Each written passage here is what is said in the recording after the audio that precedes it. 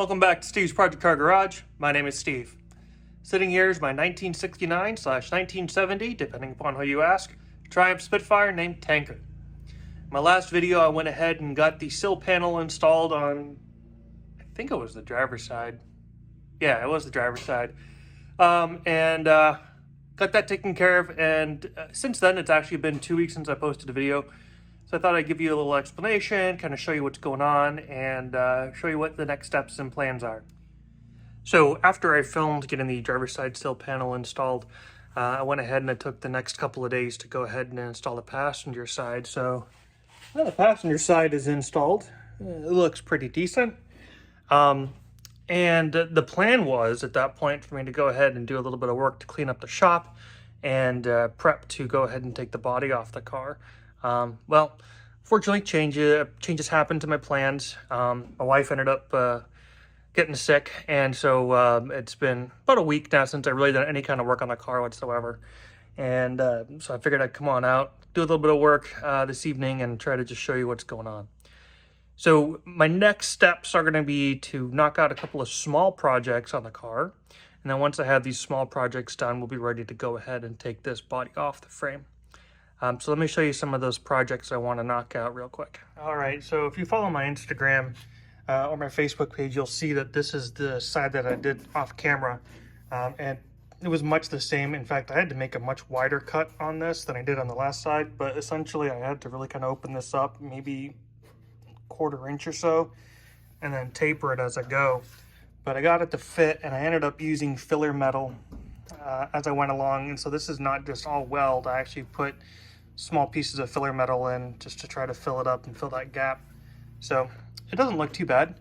But what I need to do is I need to close this up first of all. So I need to grind back the paint here and then seal this up with some weld. I need to weld this back on. As you can see, it moves a little bit. So I need to kind of pull that in and then weld it. I need to go ahead and shape and weld in these transition pieces here. They're pretty close, but they will definitely take some hammering to try to get them to lay flat. Speaking of, I also need to grind back all of these welds. And then I gotta come over here. So right about here, there's gonna be 2 spots that I need to kind of locate and drill from the bottom side. There's a cross member that goes here, and there's supposed to be bolts that come through. So what I need to do is go from the bottom and drill upwards to go ahead and locate the holes there. Now once I've done that, I have to paint the inside of this with Master Series, and then I'll have to go ahead and weld these into place. And it looks like there'll probably be a little bit of adjustment and finagling to make that happen, because these don't quite sit right. So it'll be something like that, I guess. I don't know. We'll figure that out. And then I got to do the same thing on the other side. And then at that point, I think that we're pretty much ready to pull. I got a little bit of finished work down here that I wanted to do, but I think I'm just going to honestly get that when I have the tub off of the frame, because it's a little easier to access. So those are the primary small jobs that I really need to do to go ahead and get this guy ready to have the tub pulled. I put together a shopping list for Lowe's for lumber, and I'm going to build a rotisserie. I think it's going to run me about 70 bucks or so in lumber, and probably another 30 or so in hardware. But it's going to be really simple, but I'm excited to go ahead and build it and show you guys, because I've made a bunch of room in the shop and did some organizing and everything. So things are pretty much ready for me to go ahead and do this. I'll have the room in here to split the car. I'll end up taking the bonnet here, and I'll put the bonnet over here or so, and I'll probably just strap it to the shelf, because that stuff on that shelf we don't need to access all that often, and I don't want to really risk keeping the bonnet anywhere else. I was thinking about flying it up onto the ceiling, but my ceilings don't really have the room to accommodate it, so that's kind of my thought process on that. And then I'll get to the bonnet later. The bonnet doesn't really have that much work that needs to be done to it. However, I mean, of course I say that and I haven't pulled the paint back, but from the looks of it on both sides, there's a little bit of rust in a few spots, but nothing massive. So I don't think it's going to be a huge undertaking, but, well, I say that now, but we shall see. I'm going to save that for later though. I almost forgot. these things. So these are the mounts for the radius arms. I should probably weld these in, I'm thinking, before I go ahead and take the body off. I don't know. I'm going to think about that, but it's probably going to be what I end up having to do. I don't have the brackets for the radius arms at the moment. I need to order new ones because the old ones were just absolutely trashed. But I figure what I can do is run some long bolts in here and then just tighten them down with some nuts to go ahead and get it nice and snug and fit and make sure it's lined up. But I got that one, and then I got this one over here that I got to do. So there's still a good bit of work that needs to be done, but the list is getting smaller and so are the parts, so that's always a good thing. So that's what's left before I can go ahead and pull this guy off and put it on a rotisserie. Definitely a good bit of work, and it's been tough because with my son, I've been taking care of him pretty much every day for the last week or so, and I don't get out of putting him to bed until like 9:30 or so at night, and at that point I'm just pretty beat. So there hasn't been a whole lot of progress in the last week, unfortunately, and that's why. But it's okay because everything is moving better. My wife's feeling better, so fingers crossed I'll be able to really start getting some good work done, and maybe I'll be a week or two off of my schedule of what I really wanted to do, but that's okay. It is what it is. So let's see if we can get a little bit of work done tonight, though, and at least start chipping away at some of those punch list items. All right, so I guess I'll start over here on the passenger side. I'm going to remove the door so that I can give myself some better access and clean up the welds first on the sill. And once I have those cleaned up, then I'll start looking at shaping that panel and getting that transition piece put on.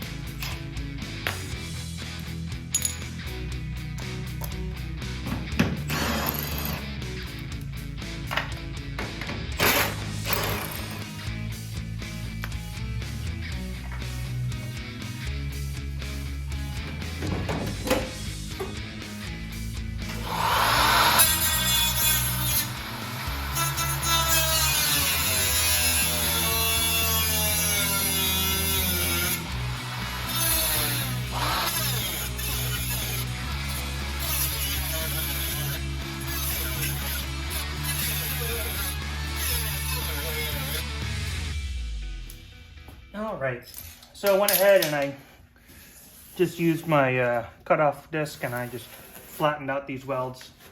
I still have a little bit more work to do before I go through and call it done, but I got a good start on it.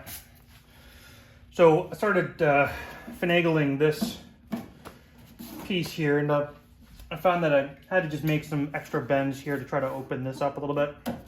And now I got it fitting pretty well up here. Problem is though, is when I go ahead and pull this in, it opens that up there. So what I'll end up doing is I'll end up probably welding this top part first, get that nice and strong, and then I'll come in and I'll pull this in like that, and this at that point will then be welded, so it should stay right where it's supposed to be. And then that'll pull this section in here, and then I can just hammer it down. So what I'll end up having to do is also, let me bring you around. Right here, I'm gonna end up having to cut a little bit out because you can see this is where the hinge will go. So what I'll probably end up doing is just kind of making a little notch here, just to kind of cut this out. So that way the hinge and these guys won't have interference issues. And then what I'm also going to end up doing is coming through here and I'll drill out a bunch of spot weld holes as I've done in the past. It's going to be a little gap down here though that I'm going to have to figure out. I don't know what I'm going to do about that quite yet, because you can see right here there's a little gap, so I'll probably end up just having to, once I get it in there, maybe just grind it back a little bit and then hammer it and then weld it shut. So that's kind of where we're at for this. So let's see about getting this panel prepped up. All right, so I got this area pretty prepped. I went ahead and I ground back the E-coat from the metal where I'll be welding. I have to still come through and just mark this, but I'll do this with a drill bit as I've done in the past, which works out pretty well. I got the panel drilled out. Just kind of use those marker marks to kind of just mark out where the edge of this was, so I can make sure that my drill holes were well in line. And overall, you know, with a couple of vice grips, this thing will be pretty good to go. Now, before I close up this cavity and I lose full access, I need to do something in here. And that actually is out on this side. So when I put the sill on, I went ahead and I just put a couple of small tacks and a screw into this sill end cap. And so what I want to do before I go ahead and close up any ability to push this way on the end cap is I want to go ahead and screw in or drill some holes first rather, and then throw some plug welds in here, and then I can just close this up for good and then not have to worry about it anymore. And then once I've got this taken care of, then I'll feel confident and safe to go ahead and close this up. So let me go ahead and get a couple of holes drilled here, and we'll keep cracking. All right, got some silver primer master series on here. Went ahead and I drilled out my holes, went ahead and cleaned them up. So I'm gonna go ahead and get this welded up, and then we can let this dry a little bit and maybe tackle welding this in tomorrow. We'll see. We'll see what the future holds. It's pretty humid and hot, so this might actually dry up pretty quick. But yeah, we'll see. All right, so I'm gonna take my hammer. I'm just gonna get in here. I'm just gonna push up against the panel, and by doing that, I should be able to make sure I got it as tight as I can get.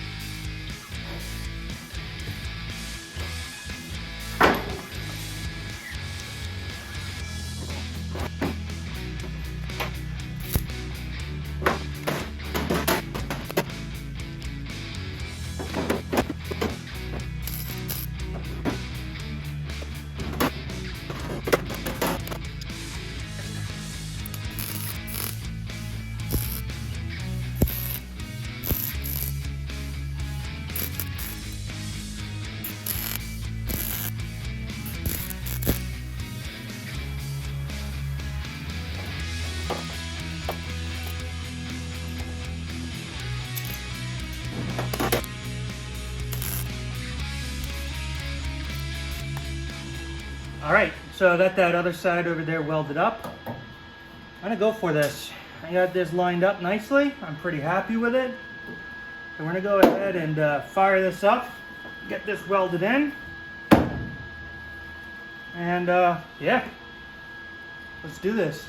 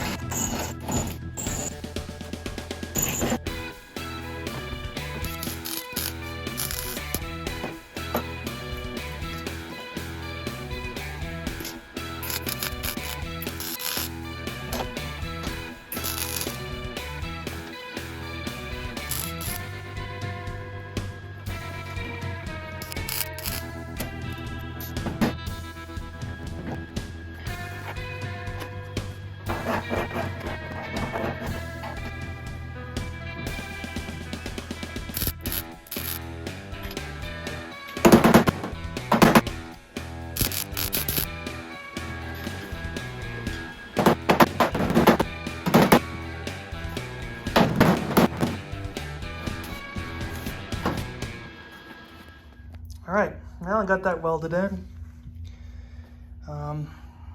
Ended up doing this bit off camera, but as you can see, welded it up, and then I also closed up that seam. Obviously I got to grind it all back, but I think once it's all ground back, it should be pretty decent.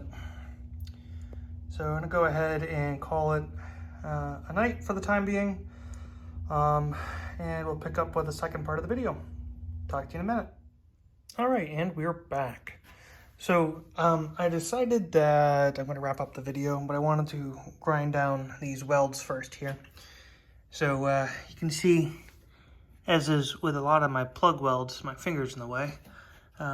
There's some holes that I'll have to come back and kind of hit again and just to kind of fill in. But for the most part, it looks pretty decent. Over here, this union looks pretty decent. Gotta do a little more fill work here, I think. But otherwise, once I grind this all back, it'll be all right, I think. I don't know, we'll see. It's gonna take a little more fine grinding than what I can do with my big old DeWalt grinder. I need something a little finer to really kind of clean that up, so I may have to bust the Dremel out. But that's it there. I also went ahead and welded this shut and then ground that back, and that looks pretty decent. But again, I put my thumb here, or my finger rather, and I can kind of feel it just needs to be flattened out a little bit more, as is here. So definitely a bit more detail work. There's no question about that, but the bulk of it is done on this transition piece. So I went ahead and I threw the video into Final Cut Pro. And I said, well, this is already starting to get to be a bit of a long video, and obviously I didn't get nearly as much accomplished as I wanted to. So we're gonna wrap it here for this video. Again, apologize, it's been 2 weeks since I got a video out pretty much, so that's why I kind of wanted to get this one out anyways, just to kind of show you where I'm at. So plan for the next video is to go ahead and tackle the cross members in the front and also weld in those brackets in the back. I think that would make up a decent video. Of course, I'll do one side on camera and then I'll knock out the other side off camera because, again, you don't need to see me do the same thing twice. So with that, we'll wrap up. If you haven't done so already, please go ahead and hit that subscribe button, click the bell to get those post notifications. And remember, whenever you're working on these project cars, don't be that dreaded previous owner. Cheers.